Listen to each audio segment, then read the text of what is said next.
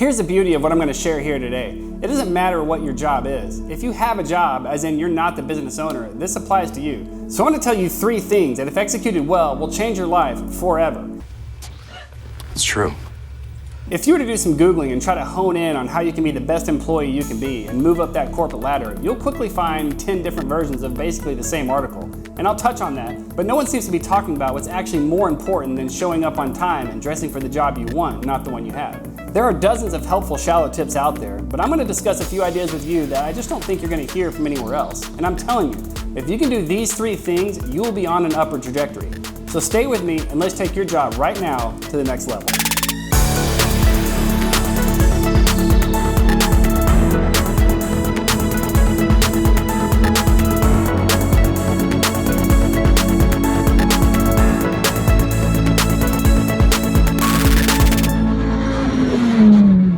The first thing I want to do is change your perception or your understanding of what the corporate ladder really is. So please hear this. There is no ladder. There just isn't. A ladder is a tool to move upward on one predefined path, one rung at a time. And if your IQ is above, 3, you'd be best served to just use your ladders one person at a time. So it's not a ladder that's out in front of you, because there are multiple people involved and there are many paths to moving up. The analogy that I want you to replace the corporate ladder with is this: a rock climbing wall. There are multiple paths up. More than one person is climbing at a time. Some handholds or footholds are easier than others. The various moves that need to be made are of different distances. They can even be at different inclines. 20 people, heck, 100 people can climb that wall at the same time and do it all differently. Some will make it to the top and some won't. Some will take their time and some will move much quicker. But this is what's out in front of you. It's a large, complex rock climbing wall, not a ladder. Now, whenever I dive off into subjects like this, I do like to see what the broader world says on the topic, because sometimes there is legitimate education to be had, but other times it's just entertaining or even laughable.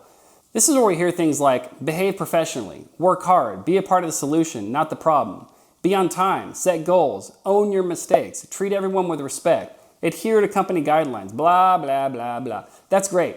If most of those things weren't intuitive to you already, as in you need to be told those things to learn them, then I would argue that you haven't begun learning yet. Those things are what I would call baby food tips. And maybe much of our workforce is still crawling around eating baby food. It's certainly possible.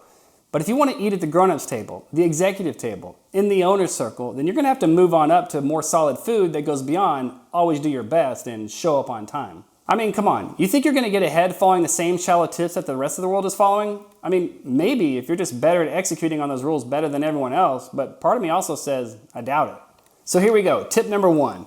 Make your boss succeed. You probably have a boss, and some of you have 8 bosses. I have 8 different bosses right now. Beg your pardon? 8 bosses. 8? 8, Bob. I've been there, and I know it's not nearly as fun as it sounds, but you need to write either on paper or in the notes of your phone or imprinted on your brain, make your boss succeed. Now, what all can you add below that supports that goal? Because if you can make your boss succeed, then you succeed too. All boats rise and fall with the tide. That's economics 101. And what you're doing when you make your boss succeed is you're raising the tide. And if the boss knows and sees the work ethic in you day in and day out that you're making them succeed, making them look good, that's going to raise the water that your boat is in too. You're going to have to tune into not just what your job description and goals are, but what your boss's job description and goals are too. What are they trying to accomplish? What are the people at the very top trying to accomplish? As you do your job, you need to work towards that goal. Truth be told, the higher ups actually hate writing job descriptions. What they really want to write on that full page of job description business jargon nonsense is simply help, solve problems, make us more profitable, more competitive, bring business in, create revenue opportunities. Those are the items on your boss's job description. Surely you've heard think like an owner, not like an employee before. That's actually good advice. Everything you can do to make your boss succeed will be good for you. And this simply paves the way and provides valuable experience to you for when you're sitting at the boss's table. Now, let's take a quick look at the other side of this coin and drill down on why this is extremely important. What happens if your boss doesn't succeed and do well? Well, no matter the outcome, it's not good for you. You could get laid off, transferred elsewhere, pay cuts, or 100 other non-desirable outcomes. I mean, if your boss isn't doing well, in a perfect world, the boss would be fired, but take a look around me and let me know how often you see that happening. For better or worse, if your boss isn't doing well, then you're not doing well.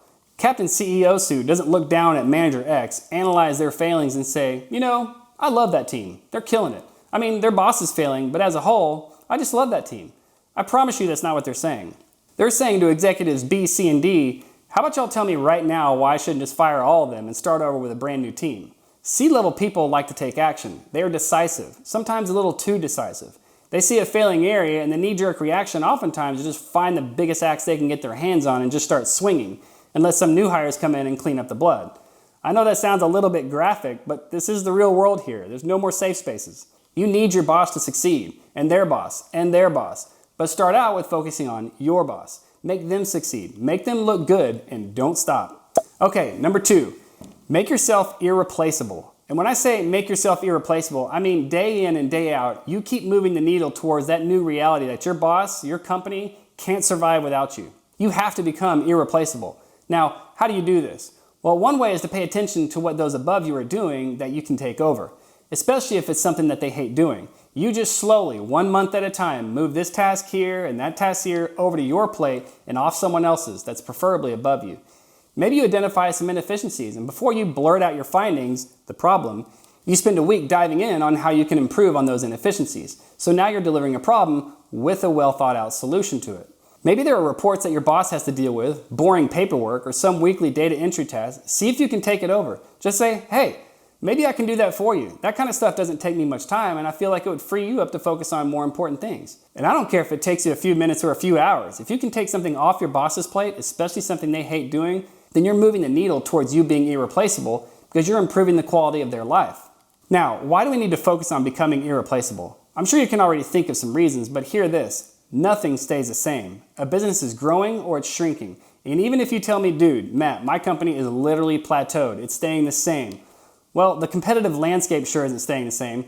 The day is coming where changes are going to be implemented, and you want the good changes to land on your desk and the bad changes to land somewhere else. What if the company is growing and needs to promote and hire? Well, if you're irreplaceable, the room for a raise is far more likely to land on your paycheck. If there's room to move up, the person that's closest to irreplaceable is moving up. Think about this. What if your company gets bought or there's some kind of merger? Generally speaking, those events bring about an abnormal amount of change, especially if your company gets bought. What you may not see that's absolutely happening is buyer A is talking to your company executive B and asking them, hey, who are the stars working around here? Anyone you really trust that's doing a great job? And that's buyer talk for who do we need to make sure it doesn't go anywhere? But they'll also ask things like, how many people are on that team over there? Do we need all of them? Which is buyer talk for who can we lay off? Or it could be worse, and buyer A might just tell executive B something more like, hey, we're gonna have to cut payroll by X% during this transition. How about you go figure out how to do that and get back to me by the end of the week with an answer? And you know what that means. That means how about you give me a list of names we can get rid of so our goal of X% payroll cut is satisfied. Then of course that news is delivered to HR and it's that person's job to go crush people's dreams. Well, if you've done your work becoming irreplaceable, it won't be your dreams that are getting crushed. Lastly, tip number 3, you need to acquire new skills and experience. What skills and experience can you gain as you go about your workdays? Surely there are skills you can improve on while you go about your workday. Maybe it's a job area that you want to move into. Make sure you're learning something that's going on around you. It's not always going to be a part of your job, but if someone is doing something that you want to learn, you need to buddy up to them and start picking up on what you can. As time goes on, they might sit down with you and actually teach or mentor you. You could learn something that could be very valuable to you down the road or at your next job. Don't ever leave a job or a position with the same knowledge and skill level that you started with. You're not married to your company. You need to be loyal, of course, but chances are someday you're going to work somewhere else. So what can you take with you as your journey continues? There are always new skills that are in demand, and oftentimes learning on the job is far more efficient and sticky than learning from a book or some training conference. And companies tend to value job experience on a skill over some training certificate from a course you took. Maybe take a look at your resume, read over that thing. What do you want it to say in like 3 years? What's going to change? What do you look forward to adding to that resume in the event you have to start shopping that thing around someday? Do not stop learning. The moment you stop learning is the moment your head hits the ceiling and there's nowhere else to go. So, make your boss succeed, make yourself irreplaceable, and never stop learning. If you can do those things, your path is paved for success.